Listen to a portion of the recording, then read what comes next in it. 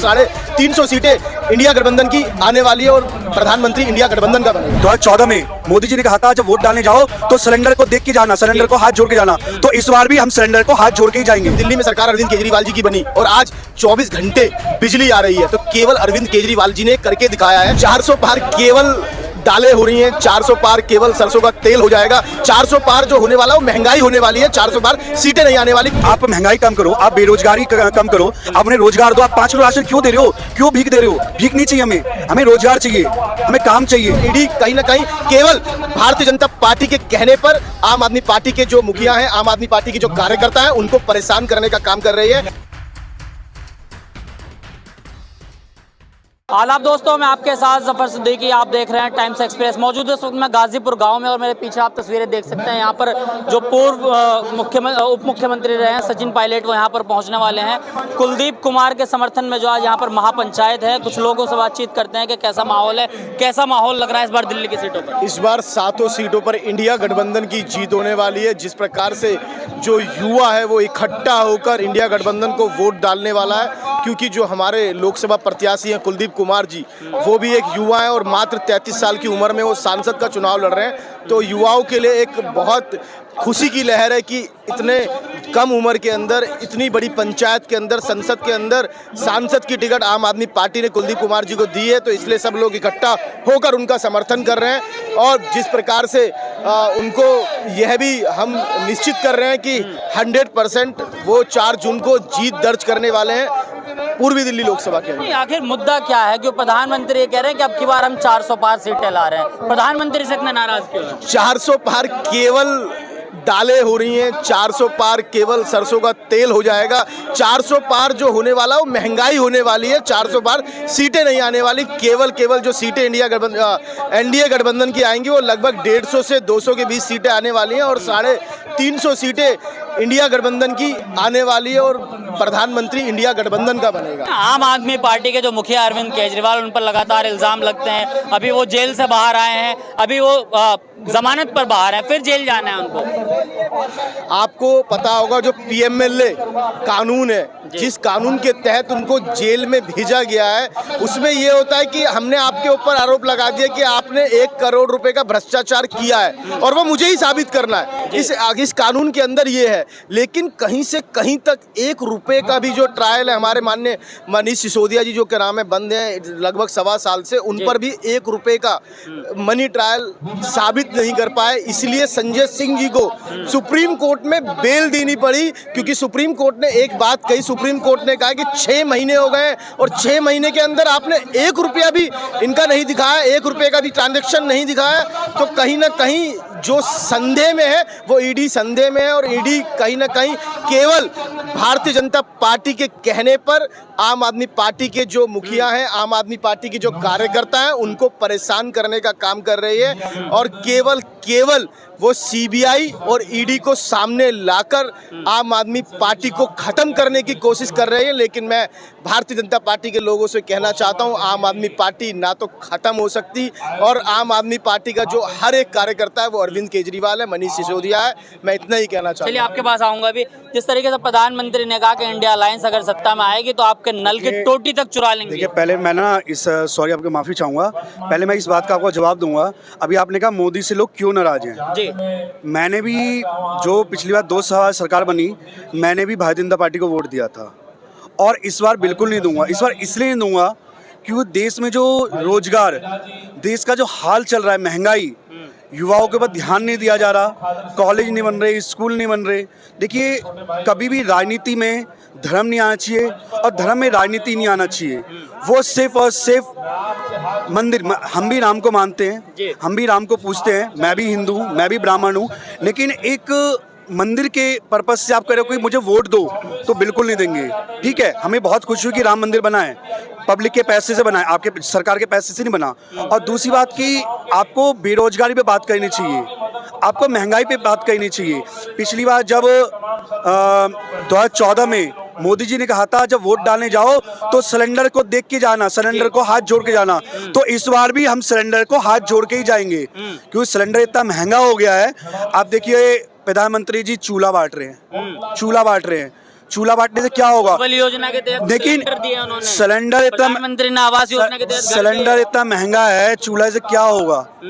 खाना तो गैस से बनेगा ना, चूल्हे बिना गैस के तो राशन भी तो दे रहे हैं ना। राशन 5 किलो तो भीख दे रहे हैं। अब आप महंगाई कम करो, आप बेरोजगारी कम करो, आप उन्हें रोजगार दो। आप 5 किलो राशन क्यों दे रहे हो? क्यों भीख दे रहे हो? भीख नहीं चाहिए हमें, हमें रोजगार चाहिए, हमें काम चाहिए, हमें महंगाई कम करनी है। देश का युवा बढ़े, कॉलेज नए नए कॉलेज खोले, ठीक है, एजुकेशन पे ध्यान देना चाहिए, उस पर बिल्कुल ध्यान नहीं देते। सिर्फ और सिर्फ दिन में 10 कपड़े चेंज करना, बढ़िया मशरूम खाना, महंगे चश्मे पहनना। वो कहते हैं शहजादे, शहजादे हाँ, राहुल गांधी को शहजादे कहते हैं। वो अपने आप को देख लें, उनके एक सूट एक कपड़ा लाखों रुपए के होते हैं।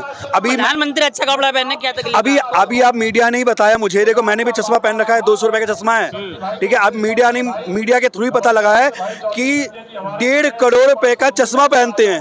क्या जी उसमें स्पेशल दिखता है क्या? देश के प्रधानमंत्री है, नहीं, 1.5 करोड़ में स्पेशल दिखता है क्या कुछ? 1.5 करोड़ में तो अभी आरोप लग रहे थे केजरीवाल जी के घर पे, वो भी तो देश के दिल्ली के सीएम हैं।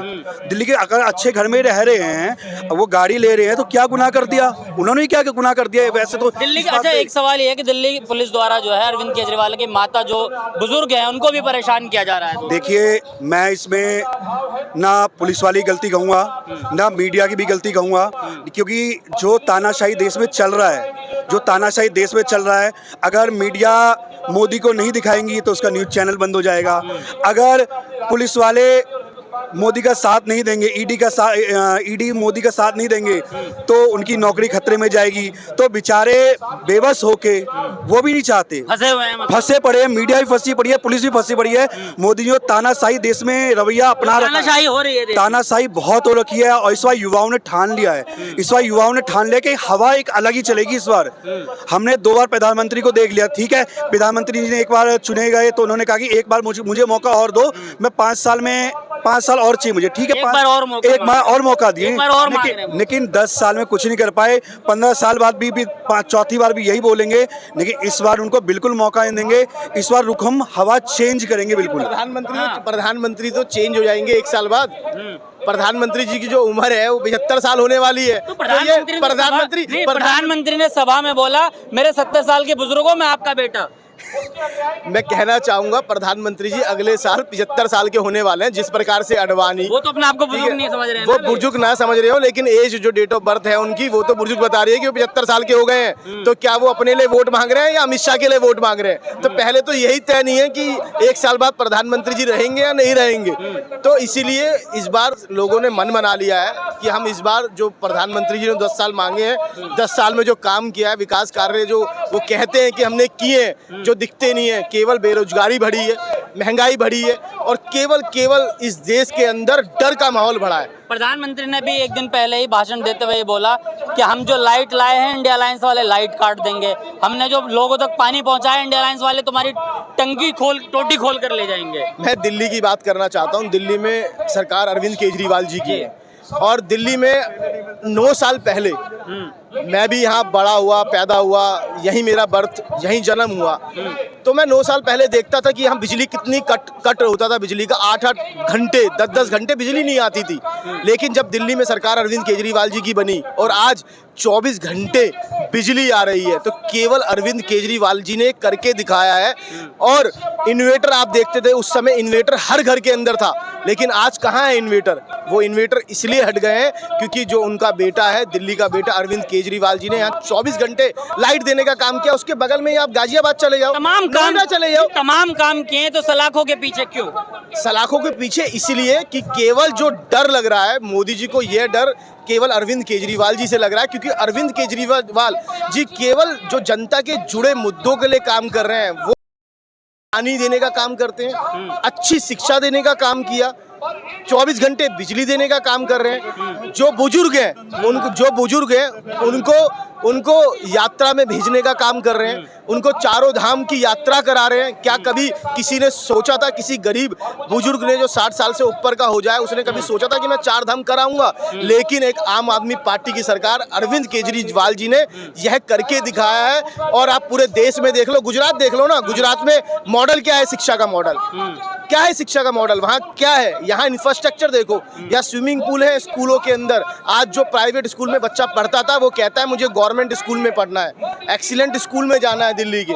मुझे अरविंद केजरीवाल का मॉडल पूरा देश में बनाना चाहते हैं और वो डर चुके हैं। जिस प्रकार से गुजरात की पिछली बार विधानसभा के अंदर 16% वोट शेयर अरविंद केजरीवाल जी को मिला, उससे डर गई है भारतीय जनता पार्टी। उन्हें पता है कि आज अगर यह जीत गए तो कहीं ना कहीं हमें आने वाले 50 साल में हम कहीं भी टिक नहीं पाएंगे।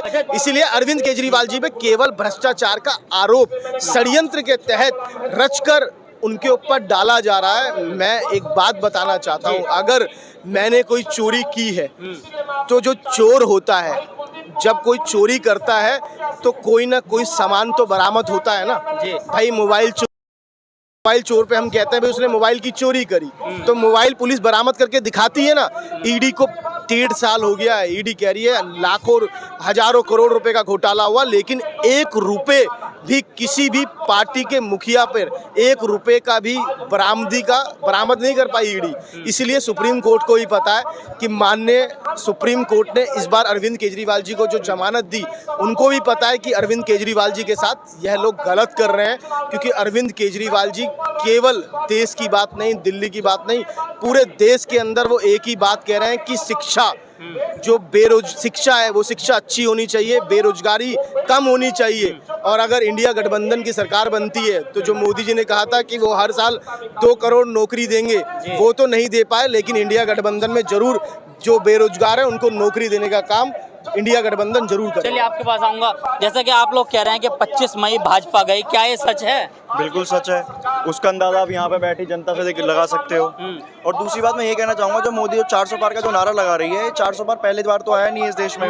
1984 में राहुल गांधी की जो सरकार आई थी उससे पहले भी तब भी 400 पार आया था, तो उन्होंने तो कॉन्स्टिट्यूशन नहीं बदला था, ऑपोजिशन खत्म नहीं करा था, तानाशाही देश में नहीं लाए थे। 84 के बाद आज 2024 चल रहा है, आज तक उसी संविधान को हम लोग मान रहे हैं। तो संविधान तो खत्म नहीं करा, ऑपोजिशन खत्म नहीं, आज भी देखो इलेक्शन हो रहे हैं ना।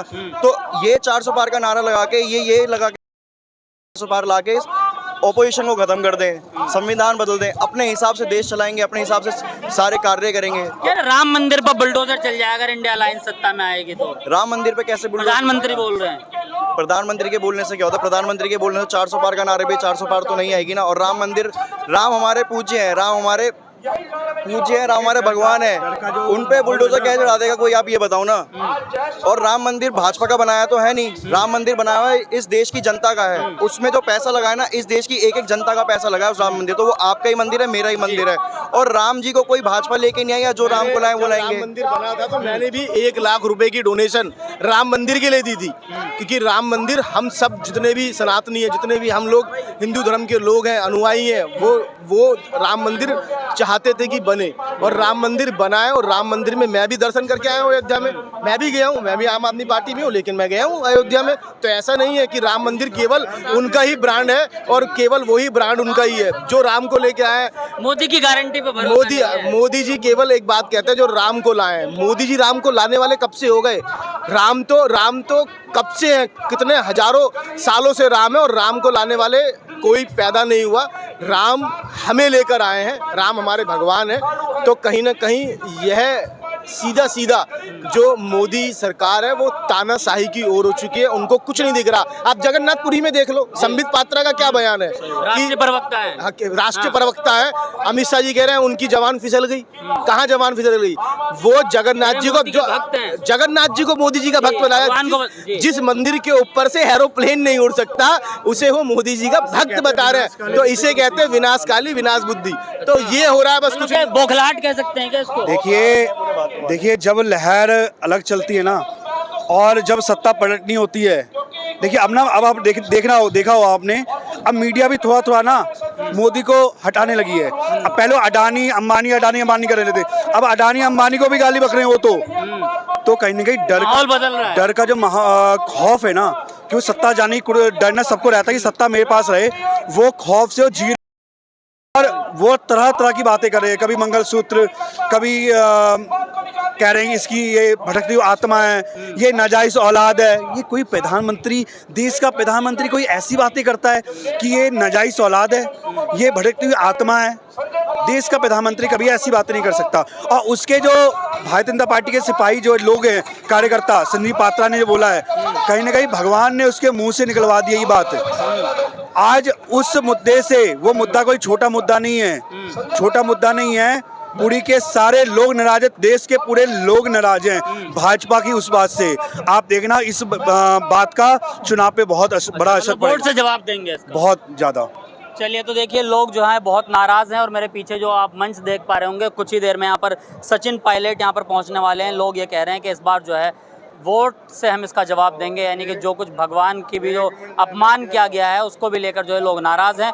तो आप इसके बारे में क्या कुछ सोचते हैं? अपनी राय जरूर देखते रहिए टाइम्स एक्सप्रेस।